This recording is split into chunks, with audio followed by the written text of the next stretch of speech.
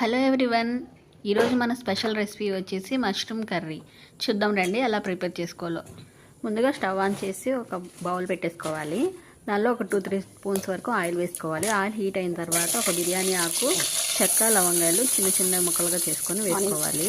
అవి కూడా వేగిపోయిన తర్వాత ఒక ఉల్లిపాయ, 2 పచ్చిమిర్చి వేసుకోవాలి. అది బాగా ఫ్రై అవనివ్వాలన్నమాట. ఎంత బాగా ఫ్రై చేస్తే అంత బాగుంటుంది కర్రీ కూడా.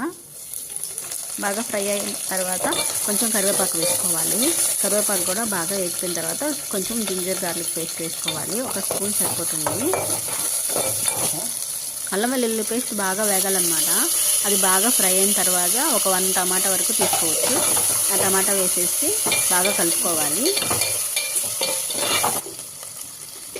టమాటా మెత్తగా మగ్గిన తర్వాత మనం ముందుగా తీసుకున్న మష్రూమ్స్ ఉన్నాయి కదా, అవి శుభ్రంగా క్లీన్ చేసి పక్కన పెట్టుకున్నాం కదా, ఆ మష్రూమ్స్ని దీనిలోకి ట్రాన్స్ఫర్ చేసేసుకోవాలి. మొత్తం ఒకసారి టమాటాలు, ఆనియన్స్, పచ్చిమిర్చి అన్నీ కలిసేలాగా బాగా తిప్పుకోవాలన్నమాట.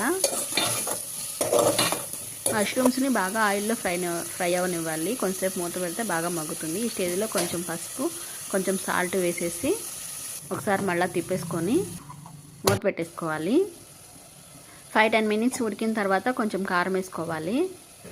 నెక్స్ట్ కొంచెం గరం మసాలా కూడా మనం వేసుకోవాలన్నమాట.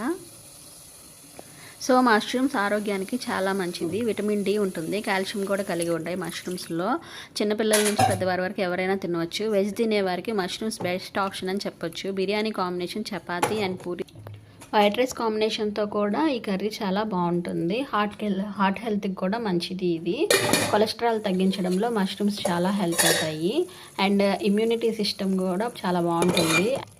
యాంటీ ఆక్సిడెంట్స్ కూడా కలిగి ఉంటాయి. Rich protein and rich fibre food ఇది. And low calorie food. Weight loss అయ్యే వారికి ఇది బెస్ట్ అని చెప్పొచ్చు. చికెన్ అండ్ మటన్ ప్లేస్లో ఈ ఫుడ్ని మనం తీసుకోవచ్చు. ఎందుకంటే లో క్యాలరీస్ మనం వండుకుంటాం కాబట్టి. లాస్ట్లో కొంచెం కొత్తిమీర వేసేసి 1-2 మినిట్స్ ఉండనిచ్చి ఇంకా కర్రీ ఆఫ్ చేసుకోవడం. వేడి వేడి మష్రూమ్ కర్రీ రెడీ.